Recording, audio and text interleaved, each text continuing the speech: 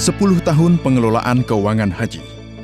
Berdasarkan opini Badan Pemeriksa Keuangan atau BPK atas laporan keuangan penyelenggaraan ibadah haji atau LKPIH dan laporan keuangan Badan Pengelola Keuangan Haji atau BPKH yang ditunjukkan dalam grafik. Pada tahun 2011 sampai dengan tahun 2015, BPK memberikan opini wajar dengan pengecualian atau WDP atas LKPIH tahun 2011 sampai dengan tahun 2015. Sedangkan pada tahun 2016 hingga tahun 2017, BPK memberikan opini wajar tanpa pengecualian atau WTP atas LKPIH tahun 2016 dan tahun 2017.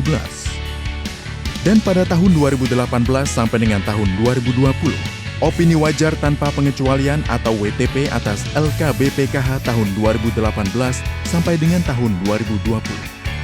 Sedangkan laporan keuangan atau LKBPIH tahun 2013-2015 dinyatakan wajar dengan pengecualian atau WDP karena terjadinya selisih rekonsiliasi dana haji dan kelemahan pengelolaan aset BMH. LKBPKH meraih opini wajar tanpa pengecualian atau WTP selama 3 tahun berturut-turut, yaitu 2018 sampai 2020, yang menunjukkan bahwa pengelolaan keuangan haji dikelola secara wajar dan sesuai sistem akuntansi yang berlaku. Data anggaran operasional pengelolaan keuangan haji 2011 hingga 2020 menunjukkan bahwa rasio realisasi biaya operasional pengelolaan keuangan haji dibandingkan nilai manfaat yang didapatkan pada tahun tersebut mengindikasikan tingkat efisiensi yang signifikan pada 2 tahun terakhir, yaitu 2,16% untuk tahun 2019 dan 2,02% untuk tahun 2020. Dana kelolaan dan nilai manfaat keuangan haji terus meningkat. Dana kelolaan meningkat dari Rp38,4 triliun pada tahun 2011 menjadi sebesar Rp144,9 triliun pada tahun 2020 atau secara akumulasi telah mengalami peningkatan sebesar 277% dalam kurun waktu sekitar 9 tahun. Sedangkan nilai manfaat dibagi dengan dana kelolaan dalam 3 tahun terakhir dari tahun 2019 sampai dengan proyeksi tahun 2021 berada di atas 5%. Dan nilai ini lebih tinggi dari kondisi sebelum tahun 2017. Dari tahun 2011 hingga 2020, tingkat bunga penjaminan dari LPS yang menjadi referensi imbal hasil mengalami penurunan. Walau demikian, pencapaian kinerja nilai manfaat BPKH tetap terus meningkat, khususnya dalam 3 tahun terakhir. Untuk strategi penempatan dan investasi dana haji dapat dijelaskan sebagai berikut. Pada tahun 2011 sampai dengan tahun 2014, strategi yang dilakukan adalah dengan penempatan pada BPS BPIH dan awal mula dana haji diinvestasikan di Sukuk Dana Haji Indonesia atau SDHI. Tahun 2015 hingga tahun 2016, tidak terdapat jenis instrumen investasi yang baru dan penempatan tetap pada BPS BPIH. Setelah tahun 2017, investasi dilakukan dengan berbagai jenis instrumen investasi yang lebih variatif, termasuk investasi langsung atau lainnya, baik di dalam maupun di luar negeri.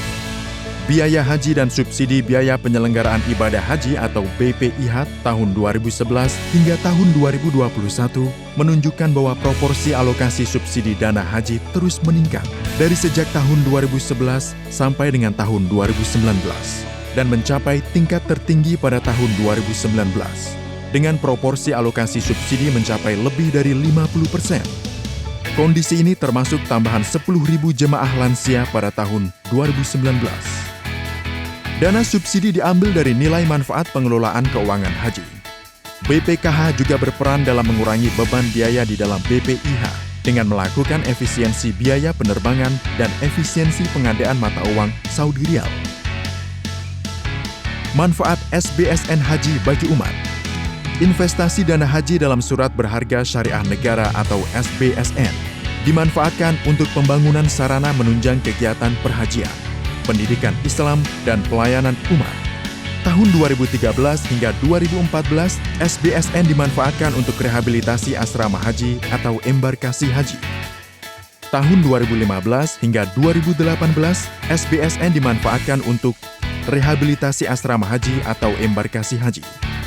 Pembangunan perguruan tinggi keagamaan Islam negeri atau PTKIN. Rehabilitasi balai manasik haji. gedung madrasah. Tahun 2019 hingga saat ini, SBSN dimanfaatkan untuk rehabilitasi asrama haji atau embarkasi haji, pembangunan perguruan tinggi keagamaan Islam negeri atau PTKIN, rehabilitasi balai manasik haji, pusat layanan halal, pusat layanan haji, gedung madrasah, alokasi nilai manfaat untuk jemaah tunggu dan alokasi kegiatan kemaslahatan. Program alokasi nilai manfaat bagi jemaah tunggu melalui rekening virtual atau virtual account dan program kemaslahatan umat mulai berjalan semenjak tahun 2018. Pada tahun 2019, alokasi nilai manfaat untuk virtual account jamaah haji tunggu adalah sebesar 1,08 triliun rupiah dan nilai alokasi kemaslahatan sebesar 156,54 miliar rupiah. Sedangkan pada tahun 2020, alokasi nilai manfaat untuk virtual account jamaah haji tunggu adalah sebesar 2 triliun rupiah dan nilai alokasi kemaslahatan sebesar 156,78 miliar rupiah. Lebih lanjut, pada tahun 2021, alokasi nilai manfaat untuk virtual account jamaah haji tunggu adalah sebesar 2,5 triliun rupiah dan nilai alokasi kemaslahatan sebesar 194 miliar rupiah. Data jumlah jemaah baru. Pada tahun 2011 sampai dengan tahun 2016, terjadi peningkatan pendaftaran jemaah baru yang merupakan dampak atas kebijakan talangan haji. Sedangkan pada tahun 2019, terdapat peningkatan pendaftar jemaah baru seiring dengan adanya kampanye program Haji Muda dan mencapai puncak dengan total pendaftar baru sebesar 748.000 jemaah baru di tahun tersebut. Namun pada tahun 2020, terjadi penurunan jumlah pendaftar haji baru akibat dampak dari pandemik COVID-19.